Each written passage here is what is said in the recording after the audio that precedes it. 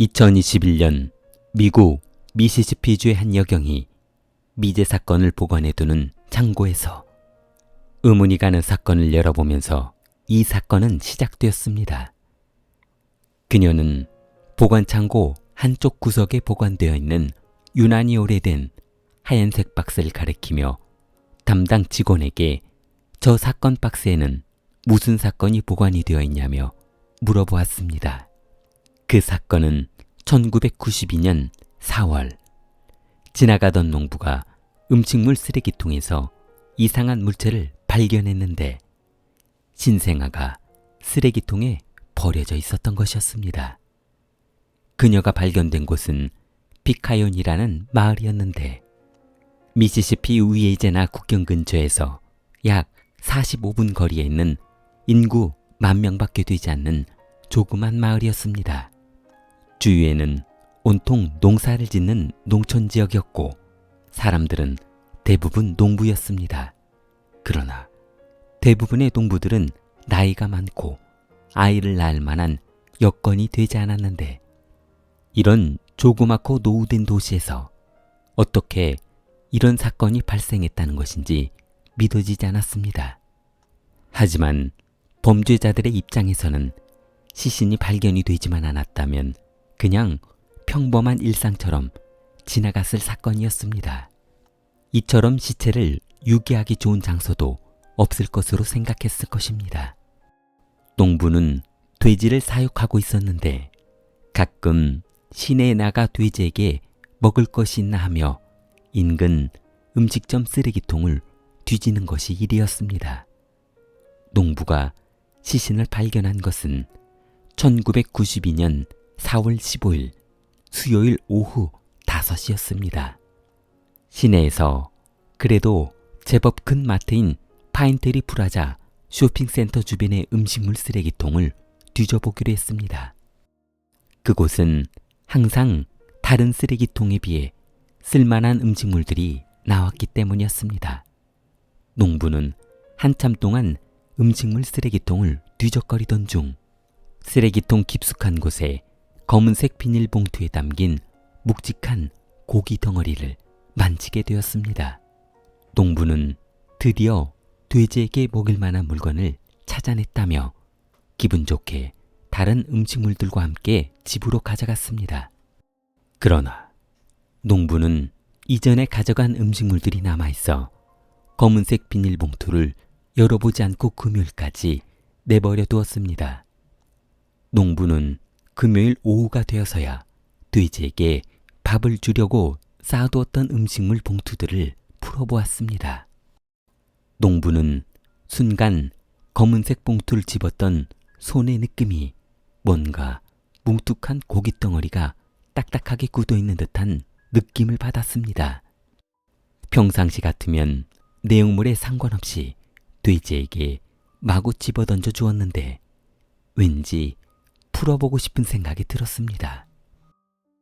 농부는 검은 비닐봉투를 풀어본 순간 쓰러지고 말았습니다. 사람으로 보이는 아주 어린 신생아의 시신이 담겨져 있었습니다. 농부는 처음에는 아주 작은 인형인가 하는 생각을 해보았지만 그의 예상은 어긋나고 말았습니다. 농부는 곧바로 트럭에 올라타 경찰서로 향했습니다. 사건을 접수받은 경찰은 범인을 잡기 위해 과학수사대로 시신을 보냈습니다. 경찰은 시신을 조사한 결과 아마도 이번 주 수요일에 출산된 아이일 가능성이 크다고 했습니다. 그러니까 농부가 금요일에 열어본 것이 이틀이 지난 후였으니 4월 15일 수요일에 발견되었을 당시에는 살아있었는지 죽어 있었는지 알 수 없는 상황이었습니다. 만약 농부가 쓰레기통에서 비닐봉투를 집어들었을 때 살아있었다는 것을 알았다면 분명 911에 신고해 살릴 수도 있었을 텐데 그 당시의 생사 여부는 알 수 없는 사건이 되어버렸습니다. 경찰은 신생아를 유기한 범인을 잡기 위해 수사를 시작했습니다. 그러나 1년이 지나도 2년이 지나도 단 하나의 흔적을 찾아낼 수 없었습니다.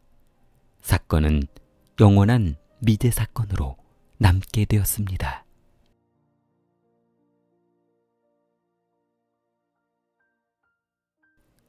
사건을 다시 조사하기로 한 여경은 그 당시 신문에 나온 기사를 유심히 바라봤습니다. 기사에는 범인이 현장에 남기고 간 그레타 약국에서 나온 사탕 봉지와 마레로에서 구입한 립그로스라는 기사가 눈에 들어왔습니다. 30년 전 발견된 증거물들이었지만 지금도 범인이 사탕을 좋아하는지 립그로스를 바라는 것을 좋아하는지는 알 수 없었습니다. 여경은 그렇게 사건 발생 당시 신문 하단에 있는 기사 내용을 접하게 되었습니다. 경찰은 사망한 신생아가 이름도 없다는 것을 안타까워해 사망한 시신에게 제인이라는 이름을 붙여주었고 이 사건을 살인사건으로 분류했습니다. 여영사는 그녀를 이렇게 만든 범인을 잡아주겠다며 약속했습니다. 사건은 30년이 지나 이전에 떠들썩했던 분위기와는 사뭇 달랐습니다. 여경은 그 당시 신생아의 시신이 천국의 천사라는 공동묘지에 묻혀있다는 사실을 알게 되었습니다. 돈이 없어 시신을 처리하지 못하고 있었던 그 당시 종교단체에서 기금을 마련해 이곳에 비석을 세워준 것이었습니다. 경찰은 30년이 지난 후 놀랍게 발전한 DNA 검사 기법을 사용해 유전자 계보학으로 범인을 추적하기로 했습니다. 경찰은 곧바로 신생아의 유전자를 검사해 보기로 했습니다. 그리고 상자 안에 보관되어 있는 증거품에 남아있을지도 모를 유전자를 검사해 보기로 했습니다. 경찰은 유전자 계보학을 통해 사망한 신생아의 조부모를 찾아냈습니다. 그리고 조부모의 자녀들, 즉 사망한 신생아의 부모를 소환해 DNA 검사를 시행한 것이었습니다. 결국 조부모의 4자녀는 모두 검사를 받았고 신생아의 부모는 4자녀 중 인가 조한슨이라는 여성으로 밝혀졌습니다. 그리고 그녀의 남편은 플레밍이라는 남성이었습니다.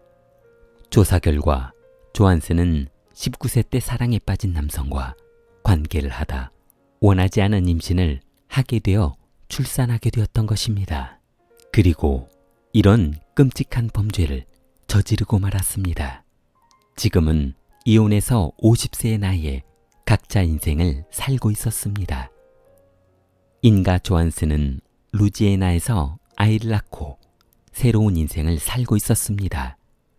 두 사람은 2023년 초 체포되었고 미시시피로 송환이 되어 1급 살인 혐의로 구속되었습니다.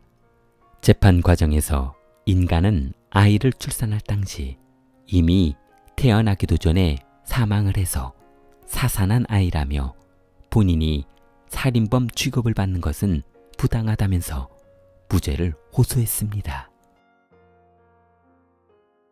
좋아요, 구독 부탁합니다. 킬리템이었습니다.